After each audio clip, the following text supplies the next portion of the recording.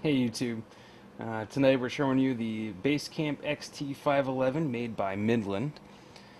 It's a pretty impressive radio. It's classified as an emergency radio for all the features and things that benefits that it has. Let's see. First off, it's got 20 it's a 22 channel GMRS and FRS radio with 10 NOAA and weather channels. It's got a weather alert function where you can just leave this plugged into your home's power and you start hearing some beeping noise if you got some bad weather coming your way. Includes AM/FM radio, and you got a reception dial. It's got a clock with an alarm function. It's got an LED light right there, which is pretty bright. As far as the two-way radio part, it features the Vox automatic, voice-activated operation. So you can basically leave it there, and as you speak, it'll detect that you're talking, and so then it opens up your channel.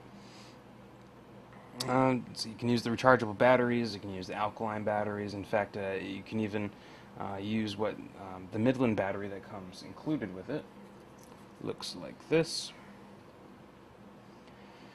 It's got 121 privacy codes. Splits them up between, looks like, two different types of, I'm not sure what the proper term is, but I'll call them algorithms. You got the DSC and the CTCSS. As far as the different channels it has, it supports 7 FRS/GMRS, so it's a combination between the two, and you just basically pick out your transmit power. 7 FRS and 8 GMRS. Other than that, most of your main buttons that are along the top, they serve two functions. You'll see that it has some lettering right on the top here. That's one function, and it's got some of the other ones. They pretty much not all of that important. Hour, minute, and alarm clock on and off. That's basically how you adjust the time in the alarm clock. At the top, you got the lock button / call. So it serves two functions.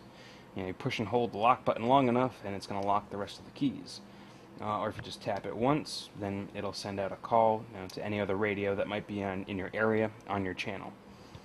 Scan button, pretty self-explanatory. Scan through one channel at a time until it detects a conversation. It'll lock onto it, keep it there for a few seconds, and you can choose to lock into that particular channel. Monitor button. All that's going to do is open up the channel. You hear a little bit of static. Then the menu button to get into the rest of the features that are jammed into this radio. Push to talk button and a select button. So when you're in the menu, select button, what to choose from, and then push to talk to open up your channel manually. You got your tuning knob here, FM and AM radio, tuned to your specific frequency, whatever you're looking for. Plus, when you're in the weather radio mode, you can change the weather station that you're tuning into. Although it does lock into the strongest one automatically, and the strongest one is going to be your local one. Then the GMRS and FRS mode here, you can tune into the different channels. Other than that, you've got this tone and squelch knob here, and in the on-off knob, which is also the volume. Some of the other cool features about this is a bunch of different ports here. Starting at the bottom, this is what's going to power up your radio, charge it, so on and so forth. You get two charges with it. You get a home charger, and you get your vehicle charger. And it all comes all included with the box, and these are pretty useful. I haven't used the vehicle charger yet, so I couldn't give you any kind of charging time. But the home charger, it's what I've mainly used to keep this Midland battery charged. Even though you plug it into the home charger, you can put rechargeable batteries, say AA batteries, but it won't recharge those. It'll just recharge the Midland battery that comes with it. You got the microphone and speaker plug-ins here. That's pretty much an industry standard for two-way radios. Just plug that in, ready to go. And you'll see it's got a USB port right here. This radio is advanced. It's not that advanced. It's not going to plug into your computer or anything. But like most cell phones and iPods, everything else, they use USB charging ports now. So you can plug in your cell phone, plug in an iPod, and it'll be able to charge that for you. Uh, just because you actually plug in a USB capable device into the side of this doesn't mean it's going to drain the internal battery life to charge that device. You're actually going to have to do a little bit of work. You got this crank here, which once you spin it, will spin the dyno, and as long as you continuously spinning this crank, it'll produce power, pass it through the USB charging port. So that's pretty useful if you're in a bad situation and you run out of juice in your cell phone and need a little bit of power. Granted, I've tried using it myself, and I've got to be honest with you, you got to sit there and you got to crank this handle for a while before you see anything happen on your cell phone. But it's a nice feature. If it really came to it, at least you know that you had some way of powering whatever device that you could plug in here. Aside from the AC and DC chargers that it comes with, one of the nice features that it comes with also is it comes with a microphone. It's also a speaker, so when you're using this attachment, you got your mic part is in here, but then you got this really small speaker in here. Really not as all that great a quality, not like the kind of sound that comes from the radio. So when you plug this into the microphone port here, you can use your radio. It's got its own push-to-talk button on the side. Again, all your audio output's coming from here, and your audio input, obviously, microphone, small hole there. But on the very back of it, you'll notice it's got this little groove here, the protruding plastic, and just slides in, and so it just carries itself. One of the other things here is you get the carrying strap, which I'm not going to put on. I don't really use this all that much, but you hook up the clips here and one here.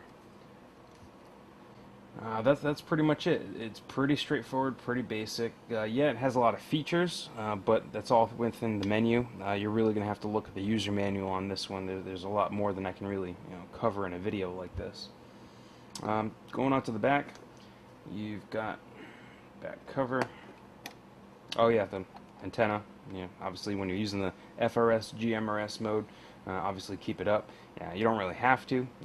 Aside from it moving up and down, it's a fixed antenna, so at least you know that you can protect it by keeping it in the down position if you're moving around, or just keep it up when you're actually receiving or transmitting. 4 AA batteries. That is pretty straightforward.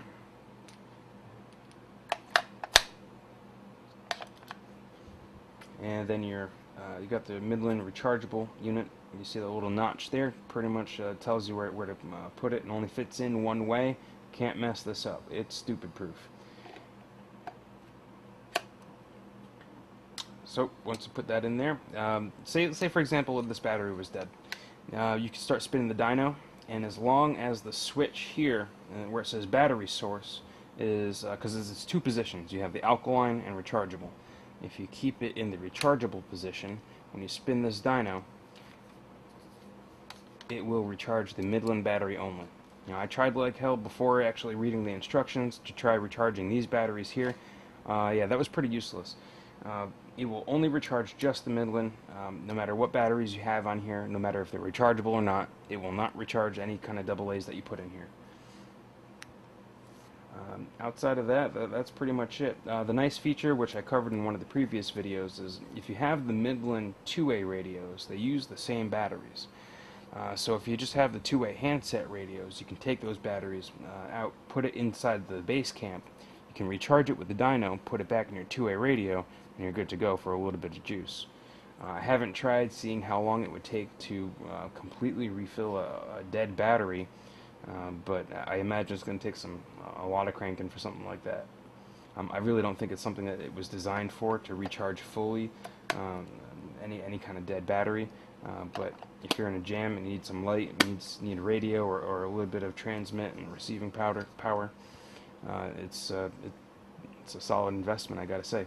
There's a reason why they call it an emergency radio, and I agree with them 100%. So overall, it's pretty decent.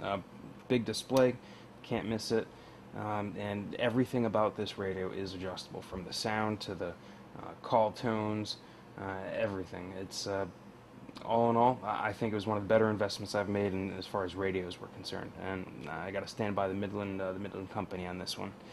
So I hope you enjoyed it, and thank you for watching.